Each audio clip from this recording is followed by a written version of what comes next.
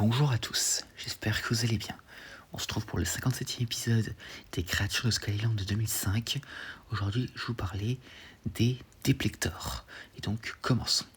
Donc, les Deplectors, ou signifiant les faucheurs, sont des crustacés géants vivant dans les crevasses caverneuses trouvées le long des murs de la fosse aux insectes sur Skull Island. En s'ancrant sur place, ils arrachent des oiseaux, des chauves-souris et d'autres créatures volantes dans les airs avec leurs griffes de 6 pieds de long. En utilisant leurs antennes pour détecter leurs proies, ils figurent parmi les arthropodes les plus grands à n'avoir jamais existé. Alors que les femelles peuvent atteindre jusqu'à 8 pieds de long, les mâles étaient à peine plus grands qu'une femelle nouvellement éclose. Ils dorment à l'arrière de la caverne de la femelle et fondant leurs œufs et mangeant des restes de la proie de la femelle. Ils s'accrochent sur les murs des ravins avec leurs pinces ressemblant presque à ceux des mantis et attendent des petites proies passant pour les attraper et les traîner dans leur gueule quand ils sont dans leur trou.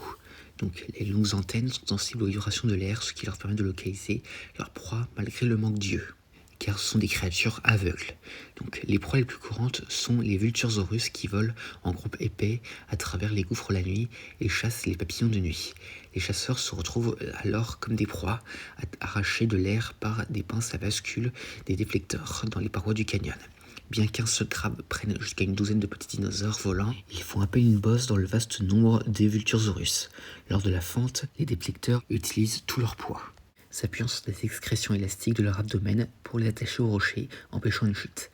À volonté, ils peuvent couper les cordons d'ancrage collants pour se déplacer librement. Les femelles matures pondent des œufs de plusieurs centaines au fond de leur grotte.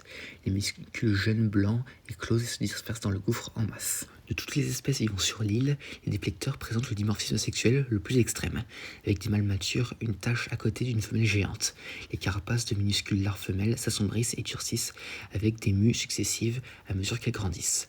Une femelle mature peut mesurer jusqu'à 8 pieds de long, soit 2,4 mètres, avec des pinces qui s'étendent sur 6 pieds supplémentaires et des antennes jusqu'à 3,6 mètres. Les mâles cependant continuent de ressembler à des formes larvaires, petites, pâles, à coque molle et sans défense. Ils colonisent les pépiniens de l'arrière des grottes des femelles, fécondant des œufs en échange de la sécurité fournie par les énormes femelles. Et donc, à part cela, ces créatures apparaissent dans le film pendant la scène du gouffre.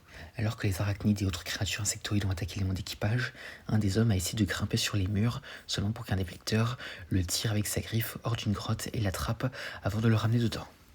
Lorsqu'un arachnoclo tire sur le corps d'un membre d'équipage, il le lance et un Deplector l'attrape.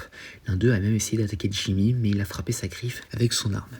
Et lorsque Carl Denham, Jimmy et Jack Driscoll ont terminé les plus petits insectes, les arachnoclos et le Deplector étaient sur le point de les manger, mais Engelhorn a tiré d'en haut et tué beaucoup d'entre eux avec Bruce Baxter. Et donc ces créatures apparaissent dans le film, mais on les voit beaucoup mieux et surtout le design complet dans le livre The World of Kong, A Natural History of Skull Island. Et donc pour ça voilà, c'était les Deplectors. J'espère que cette vidéo vous aura plu, laissez-moi ça dans les commentaires et à la prochaine.